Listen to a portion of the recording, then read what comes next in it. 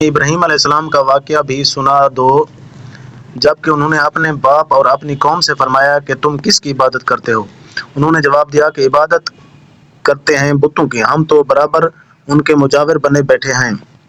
آپ نے فرمایا کہ جب تم انہیں پکارتے ہو تو کیا وہ سنتے بھی ہیں یا تمہیں نفع نقصان بھی پہنچا سکتے ہیں؟ انہوں نے کہا یہ ہم کچھ نہیں جانتے، ہم نے تو اپنے باپ دادوں کو اسی طرح کرتے پایا۔ آپ نے فرمایا کچھ خبر بھی ہے جنہیں تم پوج رہے ہو، تم اور تمہارے اگلے باپ دادا وہ سب میرے دشمن ہیں بجز سچے اللہ تعالیٰ کے جو تمام جہان کا پالن ہار ہے، جس نے مجھے پیدا کیا اور وہی میری رہبری فرماتا ہے۔ وہی ہے مجھے جو کھلاتا پلاتا ہے اور جب میں بیمار پڑ جاؤں تو مجھے شفا عطا فرماتا ہے، اور وہی مجھے مار ڈالے گا پھر زندہ کر دے گا، اور جس سے امید بندھی ہوئی ہے کہ وہ روز جزا میں میرے گناہوں کو بخش دے گا۔ اے میرے رب، مجھے قوت فیصلہ عطا فرما اور مجھے نیک لوگوں میں ملا دے، اور میرا ذکر خیر پچھلے لوگوں میں بھی باقی رکھ، مجھے نعمتوں والی جنت کے وارثوں میں سے بنا دے، اور میرے باپ کو بخش دے، یقیناً وہ گمراہوں میں سے تھا۔ اور جس دن کے لوگ دوبارہ جلائے جائیں مجھے رسوا نہ کر، جس دن کے مال اور اولاد کچھ کام نہ آئے گی، لیکن فائدہ والا وہی ہوگا جو اللہ تعالیٰ کے سامنے بے عیب دل لے کر جائے، اور پرہیزگاروں کے لیے جنت بالکل نزدیک لا دی جائے گی، اور گمراہ لوگوں کے لیے جہنم زہر کر دی جائے گی۔ اور ان سے پوچھا جائے گا کہ جن کی تم پوجا کرتے رہے وہ کہاں ہیں جو اللہ تعالیٰ کے سوا تھے، کیا وہ تمہاری مدد کرتے ہیں یا کوئی بدلہ لے سکتے ہیں؟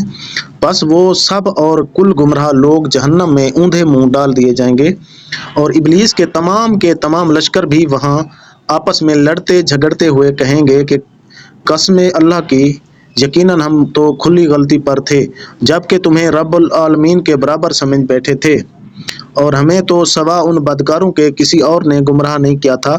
اب تو ہمارا کوئی سفارشی بھی نہیں اور نہ کوئی سچا غم خوار دوست، اگر کاش کہ ہمیں ایک مرتبہ بھی جانا ملتا تو ہم پکے سچے مومن بن جاتے۔ یہ ماجرا یقیناً ایک زبردست نشانی ہے، ان میں اکثر لوگ ایمان لانے والے نہیں۔ یقیناً آپ کا پروردگار ہی غالب مہربان ہے۔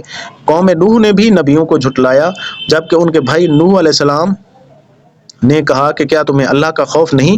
سنو، میں تمہاری طرف اللہ کا امانت دار رسول ہوں، پس تمہیں اللہ سے ڈرنا